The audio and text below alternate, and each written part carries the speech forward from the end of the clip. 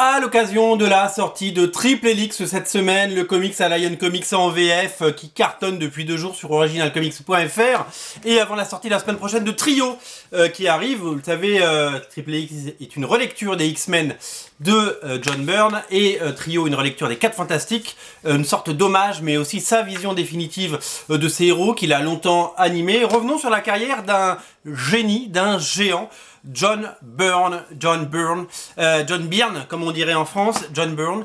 Il est un des plus grands auteurs vivants de comics, c'est une légende. C'est un monsieur qui a tout dessiné, tout connu, il a fait des milliers de pages, et c'est vraiment quelqu'un qui restera dans l'histoire des comics, notamment pour ça, la saga du Phénix Noir. Vous avez peut-être acheté cette absolument magnifique à Noël, qui reprend toute la saga du Phénix Noir de Chris Claremont et John Byrne, qui est un récit absolument fabuleux. Vous vous souvenez certainement de ces images. Voilà, ça a marqué les X-Men, ça fait partie des 5 histoires des X-Men les plus cultes et les plus mémorables. C'est une des meilleures époques des X-Men, avec celle de Jim Lee et quelques autres. Et John Byrne a vraiment marqué à jamais les esprits. C'est vrai que John Byrne, chez Marvel, son histoire, alors il a fait plein de choses, il a fait du Iron Fist, il a fait plein de séries, mais il a eu des grandes étapes. Il y a eu les X-Men, il a pris la suite de Dave Cockrum, il est arrivé avec son style au début des années 80, d'une élégance folle, un trait magnifique sur les X-Men, puis il a quitté les X-Men. Il a quitté son encreur également, puisque il formait vraiment un duo vraiment magique, et qui on a un niveau qu'on n'a jamais retrouvé. Et puis après, il a souvent travaillé tout seul ou avec Tom Palmer, pour travailler très longtemps sur les 4 Fantastiques, sur les FF. Est-ce que je les ai là, mes FF? J'ai oublié de les sortir. Fantastic Four par John Byrne, ça doit être par là. Il est là. Vous voyez? Hop! Il a travaillé sur les 4 Fantastiques, des pavés entiers d'épisodes, des centaines d'épisodes. Toujours un trait aussi élégant, toujours aussi doué. Et il nous a émerveillés, et on a découvert des talents cachés de scénaristes. Alors, il est co-crédité sur les X-Men, puisqu'a priori il aurait beaucoup influencé, mais sur les 4 Fantastiques, il était clairement le seul maître à bord, et il était scénariste et dessinateur. Après, moi je l'ai vraiment connu, si vous voulez, John Byrne, quand j'ai commencé à lire des comics. Dans Titan, il y avait les Vengeurs de la côte ouest. Je ne sais pas si vous vous souvenez de ce titre, Avenger West Coast, qui était devenu West Coast Avenger, qui était devenu Avenger West Coast. Et ce titre m'avait marqué, parce que avant les Vengeurs de la côte ouest, c'était un titre dessiné par Al Milgrom, et c'était pas foufou, c'était pas d'un dingue. Et lui, il est arrivé, il a tout dynamité. Il y a eu US Agent, Vision qui est devenu, vous savez, tout blanc. C'était vraiment très intéressant. La sorcière rouge avec ses jumeaux. Il y a eu des histoires vraiment hyper intéressantes. Et là, on avait vraiment un très bon scénariste et un très très bon dessinateur. Il a fait plein d'autres choses chez Marvel, Namor notamment. Il a donné ses lettres de noblesse à Namor, Miss Hulk, She-Hulk, qu'il scénarisait et qu'il dessinait également. C'était très très drôle, c'était très très bien. Et puis le dernier titre qu'il a fait chez Marvel, c'était X-Men The Hidden Years. En fait, vous savez, je sais pas si vous savez d'ailleurs, les X-Men, quand les X-Men ont commencé, ça marchait pas chez Marvel. Les X-Men de Jack Kirby et les X-Men de Stan Lee, au début ça n'a pas marché, et les ventes se sont effritées, si bien que la série a commencé à être tout simplement, même quand Neil Adams est arrivé, et avec son style graphique impeccable, il n'y a pas eu de sursaut sur les ventes, et la série, au lieu d'être annulée, elle a été rééditée. C'est-à-dire que je crois que le numéro 60 des X-Men, c'est une réédition du numéro 12, quoi. Enfin, vous voyez, c'est de l'approximatif ce que je vous donne, mais pendant longtemps il y a eu des rééditions, ça n'avait pas trop de sens. Finalement, on avait 2 fois les mêmes épisodes, mais c'était pas un truc qui cartonnait, les X-Men. Et en fait, ces épisodes manquants, parce que après il y a eu les All New X-Men avec l'arrivée de Tornade, de Colossus, de Diablo et de Wolverine, pour faire le pont entre les derniers épisodes de Neil Adams et les épisodes de Dave Cockrum et Chris Claremont. Il a fait X-Men The Hidden Years, où il reprenait les jeunes X-Men dans des histoires à l'époque, avec son style du moment. Et voilà, ça a été son dernier travail chez Marvel. Il avait fait une petite parenthèse chez DC Comics, où Il avait notamment chez DC Comics relaunché à l'époque Superman dans les années 80. C'était absolument génial. C'était Ultimate Superman avant la gamme Ultimate. C'était vraiment très très bien. Énorme succès pour l'époque. Il a fait pas mal de choses pour DC, mais ça c'est le fait le plus marquant. Il a fait du Spider-Man à la fin des années 90. Il était dessinateur d'une des 2 séries Spider-Man. Et il était également dessinateur et scénariste d'une saga en 12 parties qui devait raconter les origines de Peter Parker, mais à notre époque. C'était Ultimate Spider-Man avant Ultimate Spider-Man. Donc c'était très bien. Mais le problème, c'est que comme son trait est très classique et old school, ça n'allait pas forcément avec quelque chose qui se voulait frais, nouveau et jeune. Mais son expérience sur Spider-Man puis sur X-Men Hidden Earth n'a pas plu à Joey Quesada, qui était le nouveau patron de l'époque, et qui l'a gentiment poussé vers la sortie.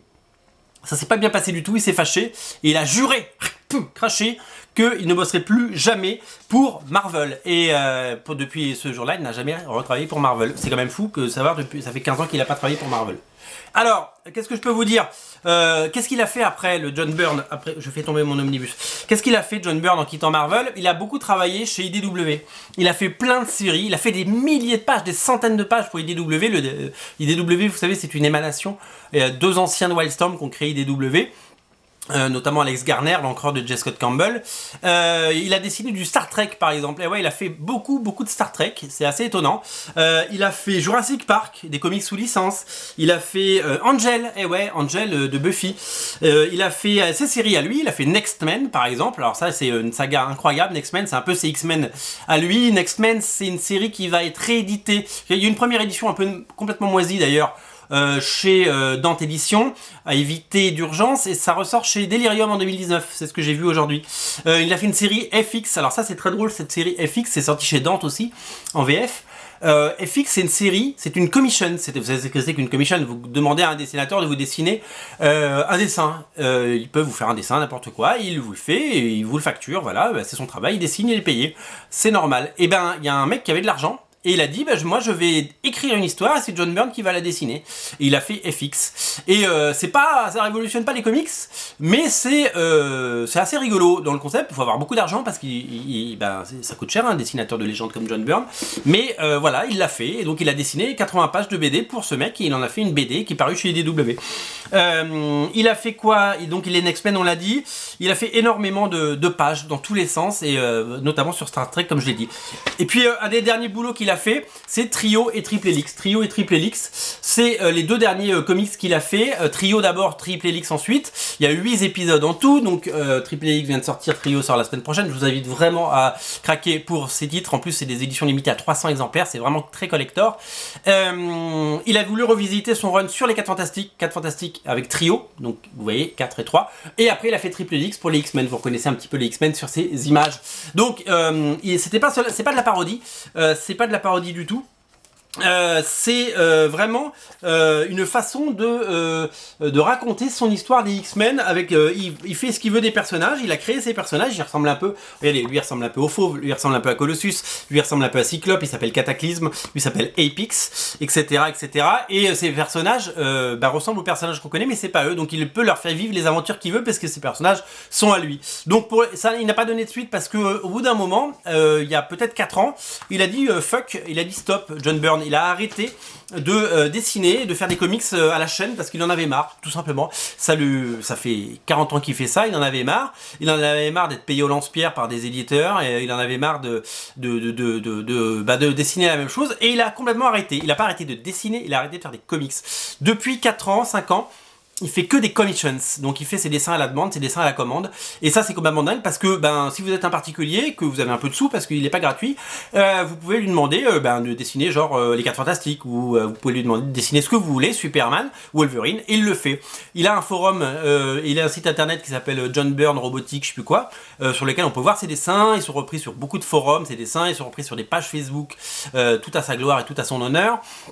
Donc il a vraiment beaucoup de followers, comme on dit, il a beaucoup de fans, et c'est tant mieux qui le suivent, et bah, il y a des gens qui ont de l'argent et qui lui commandent, par exemple, bah, tiens, est-ce que tu peux me refaire une couverture des X-Men, la couverture de l'épisode 136 des X-Men, ce qu'on appelle une recréation, recreation, et il le fait, voilà, tout simplement, et ça vous coûte 3, 4, 5 000, 8 000 dollars, et il les fait, et il fait plus que ça depuis 5 ans, et il en vit très bien, et voilà, il vit sur sa légende, et il vit sur son talent surtout, et c'est ça qui est étonnant, et c'est ça qui est bien, parce que moi j'aime quand les artistes vivent de leur talent. Alors il fait quoi John Byrne maintenant? Il fait ses commissions et il a fait un autre projet un petit peu fou qui s'appelle X-Men Elsewhere, c'est-à-dire qu'il a décidé de faire une nouvelle histoire. En fait il a décidé de se dire quand j'ai quitté les X-Men, qu'est-ce qui se serait passé si j'avais continué? Et il a repris à ce moment-là et il a fait un premier épisode et il a continué, il a fait d'autres pages depuis.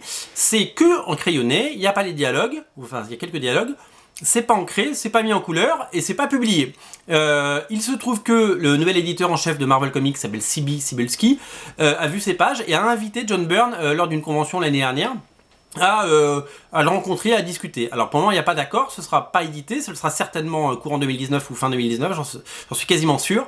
C'est surtout que le dialogue est renoué, c'est-à-dire qu'il y a 15 ans il s'est fâché avec Marvel et aujourd'hui Cebulski, qui est un éditeur qui aime les artistes et qui aime le légendaire John Byrne, eh ben, il a décidé de enterrer l'âge de guerre, tel Booba Icaris, voilà, ils ont décidé de se serrer la main, mais d'une autre façon que ces deux rappeurs talentueux. Voilà, donc deux projets, les commissions d'un côté et ce X-Men Elsewhere qui verra peut-être le jour dans les prochains mois. Voilà, une version différente des X-Men, mais revoir du X-Men par John Byrne, c'est étonnant. Voilà pourquoi nous avons édité chez Alliance Comics, donc Original Comics, notre label Triple Helix et Trio, parce qu'on aime John Byrne. Moi j'adore, il m'a accompagné toute ma vie depuis que je lis des comics. C'est un auteur que j'adore et j'ai toujours voulu éditer du comics de John Byrne, et quand j'ai vu que c'était libre et que ça n'était jamais sorti, je me suis dit on le fait. Pourquoi? Parce que d'abord c'est bien fait, c'est bien dessiné, c'est bien pensé, et surtout c'est absolument bien produit, c'est comme il faut, voilà. Donc n'hésitez pas à soutenir ce titre indépendant. Si vous aimez John Byrne, je vous invite à craquer pour ce titre. Trio arrivera la semaine prochaine, on vous en parlera lors d'une émission. Il est un peu en retard, la palette s'est égarée, mais en attendant, Triple Helix est là, il y a deux couvertures au choix, vous prenez celle qui vous plaît, celle que vous voulez. Voilà, je vous ai tout dit, tout est disponible sur originalcomics.fr, je vous mets le lien dans le descriptif de la vidéo. Soutenez si vous aimez John Byrne et les comics indépendants et les X-Men et les 4 Fantastiques, craquez pour Triple Helix. C'est tout ce que j'avais à dire, salut.